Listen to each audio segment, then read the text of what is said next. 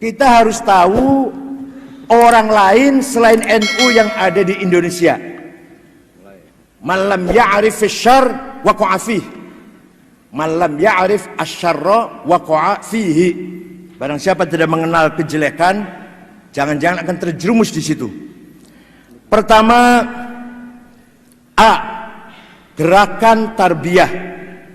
Gerakan tarbiyah ini dimulai dari para pelajar, mahasiswa mengkaji kitab-kitabnya Hasan al-Banna, Said Qutb, Said Ramadan, Syekh Yusuf Qaradawi, diperkuat oleh lulusan-lulusan Al-Azhar, pola pikir, cara berpikir Ikhwan Muslimun, dan terakhir tarbiyah ini resmi masuk menjadi underbownya partai PKS. Yang harus tahu saja ini. Yang kedua, Jamaah Tabligh wal Khuruj, yang kalau Jawa Timur di Temboro Magetan, almarhum Kiai Uzairon.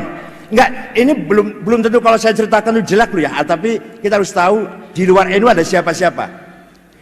Yang ini yang belum banyak orang tahu saja. Jamaah Tabligh Khuruj berasal dari India. Pendirinya namanya Syekh Muhammad Ilyas Kandahlawi. Dia menyerukan dan memulainya dengan cara bepergian bersama ke daerah-daerah yang ada kaum musliminnya, serta mereka tidur di masjid-masjid atau rumah para pemuka agama di daerah tersebut. Semua orang Islam harus pernah dalam hidupnya khuruj, keluar minimal 4 bulan. Kalau sudah 4 bulan, mau terus khuruj boleh, mau tidak juga boleh. Itu wajib khuruj itu minimal 4 bulan. Yang dibaca kitab Fadhailul A'mal. C. Hidayatullah. Hidayatullah didirikan atau dimulai oleh seorang yang namanya Abdullah Said, mantan dari anggota DITII. Abdullah Said mendirikan Hidayatullah di Balikpapan, Kalimantan Timur, dan di Jakarta juga didirikan dengan ketuanya Abdurrahman. Sejak tahun 70-an, Hidayatullah berkembang dan sekarang sudah ada 140 cabang, dan mereka mendeklarasikan sebagai ormas Islam di tahun 2000. Ini agak keras sedikit. D. Grup Mujahidin. Grup Mujahidin adalah istilah yang dipakai oleh kelompok alumni Afghanistan. Jadi ketika Pak Presiden Habibie jadi presiden, memberikan ampunan kepada pelarian-pelarian politik, silahkan pulang, bebas, tidak ada sanksi hukum. Udah ini mereka itu aidina ilal bilad, pulang semua ke tanah air kita ini, dan menjadikan penyakit yang luar biasa, terjadi bom Bali dan bom di mana-mana. Mereka adalah kharijin Afghanistan. Alhamdulillah, bukan Quran di Boyo, alhamdulillah. Nah, yang terkenal adalah ketika berkumpul di Jogja, resmi berdiri Majelis Mujahidin, diketuai oleh Gus Abu Bakar Ba'asyir, yang jenggotnya panjang itu. Dan biasanya orang kalau berjenggot tidak cerdas. Orang cerdas nggak berjenggot. Ki Ma'ruf Amin nggak berjenggot, Gus Dur, Pak Nur Khalis Majid nggak berjenggot, Pak Nuh nggak berjenggot. Orang cerdas semuanya.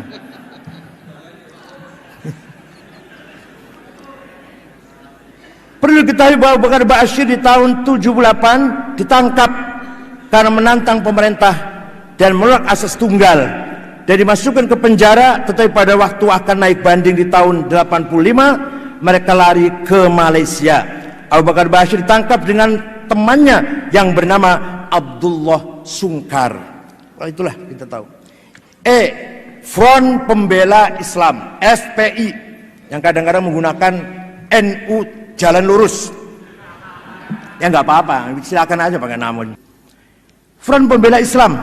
Front Pembela Islam berdiri tahun 97 atau di awal 98. Tidak tahu siapa yang sponsori, tetapi bersamaan dengan adanya PAM Swakarsa yang waktu itu bermarkas di Masjid Istiqlal, gerakan-gerakan yang akan menggagalkan sidang umum MPR dan DPR.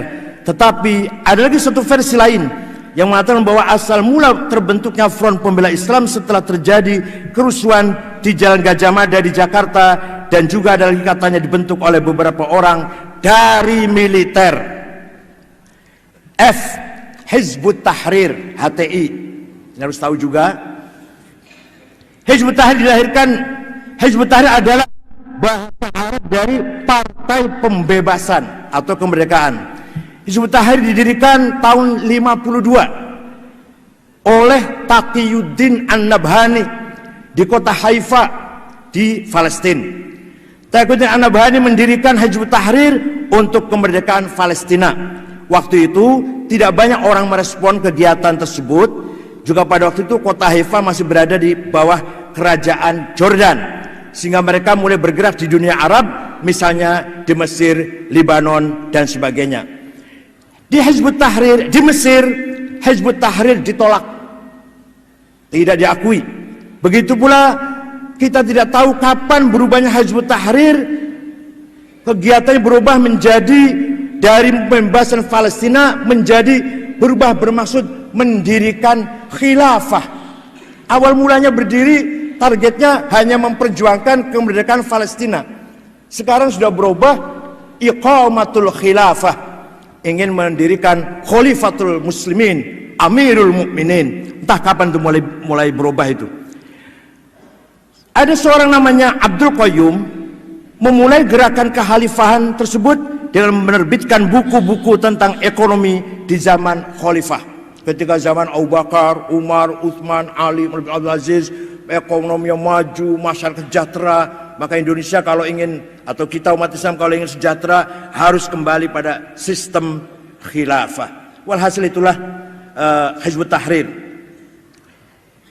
Hizbut Tahrir mendapat surat keterangan terdaftar dari Kementerian Dalam Negeri kita, dan katanya Kementerian Dalam Negeri mendapat rekomendasi dari Kementerian Agama dalam mengeluarkan surat keterangan terdaftar tersebut.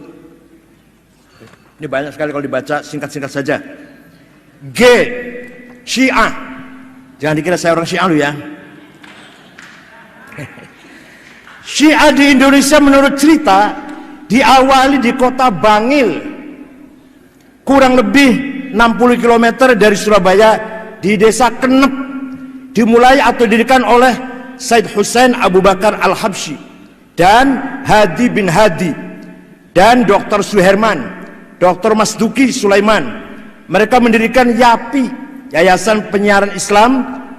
Pada mulanya yayasan tersebut betul-betul menyiarkan Islam, tetapi setelah Hadi bin Hadi, Dr. Masduki, Dr. Suherman keluar dari yayasan, maka Said Hussein Abu Bakar Al-Habsyi mengikuti ajaran Syiah. Disinilah mulanya pergerakan Syiah, dan ini pada tahun 50-an. Hussein Abu Bakar Al-Habsyi aslinya dari ormas Islam yang didirikan di tahun 1904 yang namanya Jam'iyah Khairiyah. Sampai hari ini YAPI masih ada di kota Bangil dan membuka sekolah-sekolah di sana, dan mereka itu juga membuka sekolah di Bondowoso, Jawa Timur. Hussein Abu Bakar Bashir pernah duduk di konstituante di Partai Masyumi. Yayasan-yayasan, banyak sekali yayasan Syiah. Walhasil Syiah juga bahaya, hanya belum darurat. Kalau Wahabi sudah darurat, kalau Syiah baru harus diwaspadai. Kalau kuat bahaya. Kalau Wahabi walaupun qalilum minal qalil, very very small group, sangat kecil Wahabi tapi sombong. Iya, ini enggak. Kata saya sudah baca ini, saya bukan Syiah. Terserah. Orang Jogja, Yayasan Fatimah di Batu Ampar, Condet, Yayasan Al-Jawad di Bandung juga, Geger Kalong, IPABI, Ikatan Pemuda Ahlul Bait Indonesia di Bogor, Madinatul Ilmi di Depok, Yayasan Iman di Fatmawati Jakarta, Yayasan Ilmul Al-Muntadhar di Pekalongan, Ahmad Barogbah. Tokoh-tokoh Syiah, tokoh Syiah di Pekalongan, Ahmad Muhammad Barogbah, dan banyak sekali nih, banyak sekali tokoh-tokohnya.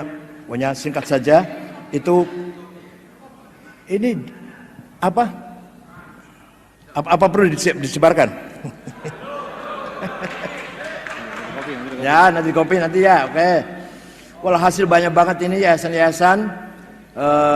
Al-Mad Jakarta Utara, Al-Madinah di Bogor, Insan Cipta Prakasa Jakarta, As-Sodiq di Jawa Timur, Babul Ilmi Pondok Gede, Az-Zahra Cawang Jakarta, Al-Kazim Al-Baro'ah Tasikmalaya, Yayasan 10 Muharram Bandung, Yayasan As-Salam Majalengka, Yayasan Mukarramah Bandung, Al-Mujtaba Purwakarta, As-Saifik Bandung, Al-Islah Cirebon, Al-Aqidah Tangerang, Darut Takrib Jepara, Al-Amin Semarang, Al-Khairat Jepara, Al-Wahdah Solo, Al-Mawaddah Kendal, Al-Mujtaba Wonosobo, Safinatun Najah Wonosobo, Al-Mahdi Jember, Al-Muhibbin Probolinggo, At-Taqi Pasuruan, Az-Zahra Malang, Yasin Ja'far Shadiq Bondowoso, Al-Yasin Surabaya, Yapisma Malang, Al-Hujjah Jember, Al-Kautsar Malang, Al-Hashim Surabaya, Al-Qaim Probolinggo, Al-Kisah Denpasar, Al-Islah Makassar, Paradigma Makassar, Fikrul Hikmah Makassar,